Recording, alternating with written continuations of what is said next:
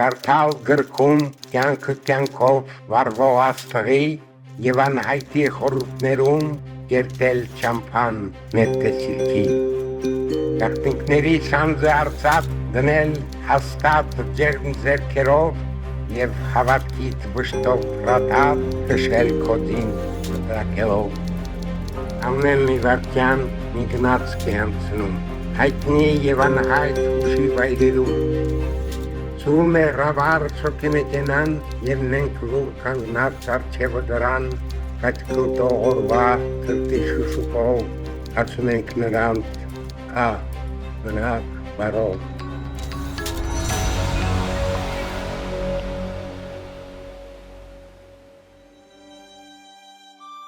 25 թվականին Բոստոնի հայրենիք ամսագրում տպագրվում է Հայաստանում պոեմը, շատ գեղեցիկ պոեմ է, որի տրամադրությունները, մտածողությունը, վերաբերմունքը երկրի ժողովրդի հանդեպ, հայրենիքի հանդեպ, այդ պոեմում եղած ուրեմն տրամադրությունները, մտայնությունը, հետո մեկ տարի հետո ավելի խոր, ավելի ընդարձակ ձևով կդրսևորվեն անցորդը և իր ճամփան վեպում։ Հայաստանում պոեմը մի տեսակ ամփոփում և ամբողջացնում է Կոստանձ Զարյանի շուրջ 2 տասնամյակի պոեզիան։ Եվրոպայում թվում է նա իրեն ավելի մոտ էր զգում Հայաստանին։ Պոեմի 3-րդ մասը բանաստեղծը սկսում է Ֆլորենցիայում և ավարտում է Ամերիկայում։ Իր և Հայաստանի հարաբերության խնդիրը վճռվում է մեկ ընդմիշտ և ընդգծվում պոեմի խորագրով Հայաստանում։ Ուր էլ որ լինի բանաստեղծը և ինչ էլ որ պատահի, նա մնում է իր հեռավոր հայրենիքում, Հայաստանում։ Ես կամ կմնամ։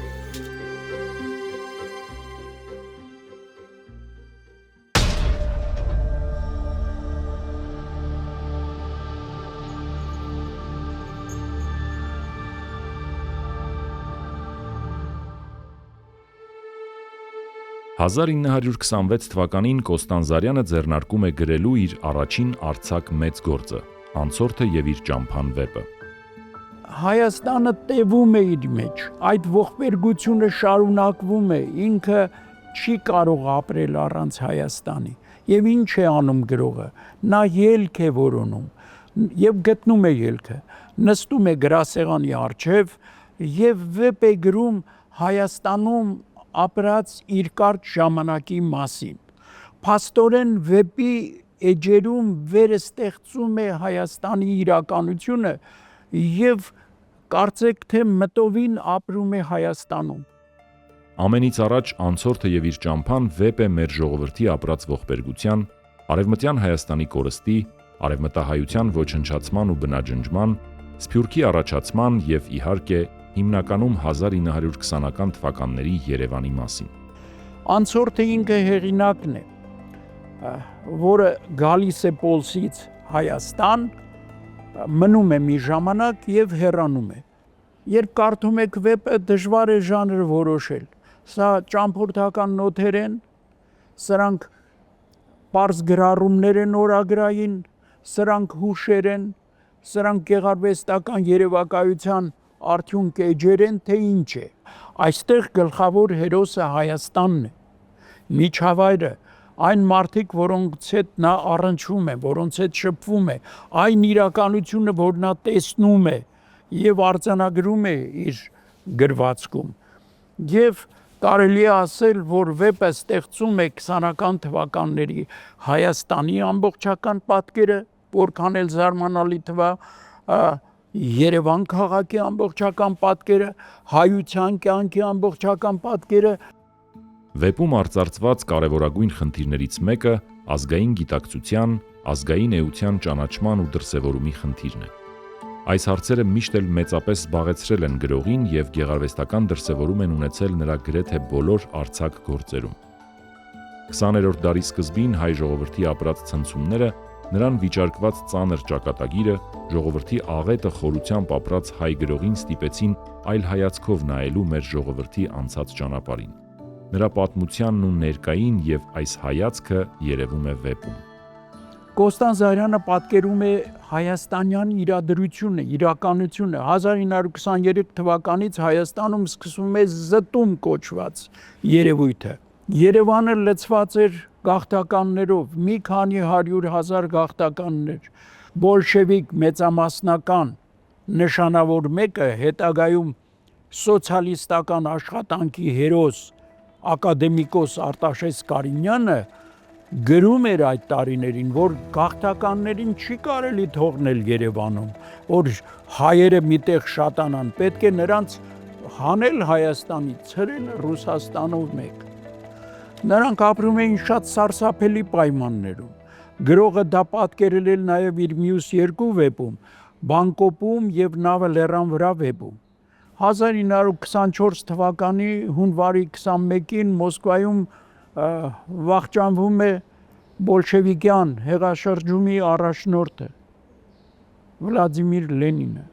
Ուրեմն Երևանում ստեղծվում է ընկեր Լենինի թաղման հատուկ հանձնաժողով, ընկեր Սուրեն Շադունցի գլխավորությամբ, եւ Երևանում Լենինի թաղման օրը 70 դագաղ են դուրս բերում տարբեր հիմնարկների մարդիկ։ Պատկերացրեք 20-ական թվականների Երևանը եւ որևէ հիմնարկությունից մարդիկ են գալիս, իրենց ուսերին տանում են մի դագաղ, կոնդից մեկն է բերում իրենց, Սարիթաղից մեկ ուրիշը, Աբովյան փողոցի վերնամասից մեկ ուրիշ խումբ իր դագաղն է բերում, սյուրռեալիստական գրականությունը կնախանձեր, աբսուրդի թատրոնը կնախանձեր, Սեմուել Բեկետը կապշեր այդ իրողության առաջ, բայց դա էր իրականություն։ Կոստան Զարյանը տեսնում է այս բոլորը, տեսնում է գաղթականների բազմությունը, որբերին, զտում կոչված երևույթը։ Անցորդը Հայաստանից հեռանում է անսովոր զգացումով։ Նա հեռանում է իր զավակների, իր ընտանիքի եւ իր կյանքը փրկելու համար։ Փրկվելու համար հայրենիքում իրեն սպառնացող ֆիզիկական վտանգից եւ այնուամենայնիվ հեռանում է երախտապարտության ու շնորհակալության խոր զգացումով։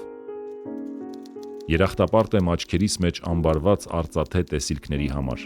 սրտիս մեջ մխրճված բոլոր հույզերի համար, մսերիս մեջ թրթռացող եւ ուղեղիս ծալքերի մեջ դրոշմված ապրումների եւ հեքիաթային երազանքների համար։ Երախտապարտ եմ, օ իմ երկիր, քո հասցրած ցավի եւ վերքերի համար։ Ես գիտեի քաղաքում մտավորականներ, որոնք անշուշտ Նավը լեռան վրա գիտեին, բայց առավել լավ գիտեին եւ ամենօրյա պահանջ ունեին շփվելու նրա մի աշխատության հետ, որը խորագրված է Անցորդ եւ իր ճամփան։ Լևոն Ներսիսյանի տանը ես այդ գիրքը միշտ տեսել եմ սեղանին շարժման մեջ, ոչ թե անշարժ։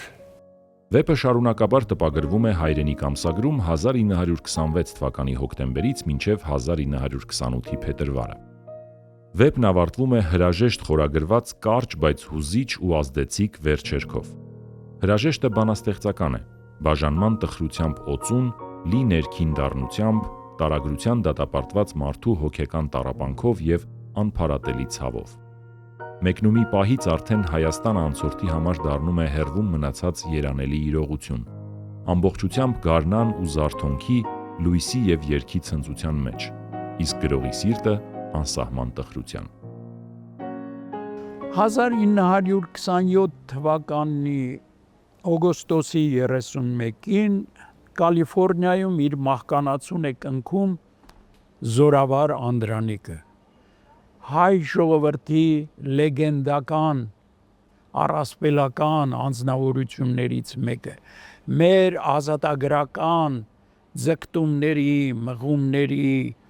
մարմնավորողը եւ խորհրդանիշը, ժողովրդի առանձնապես սիրված անձերից մեկը։ Զարյանն անմիջապես արձագանքում է հայ ժողովրդի մեծ կորստին, Զորավար Անդրանիկի մահվան լուրին։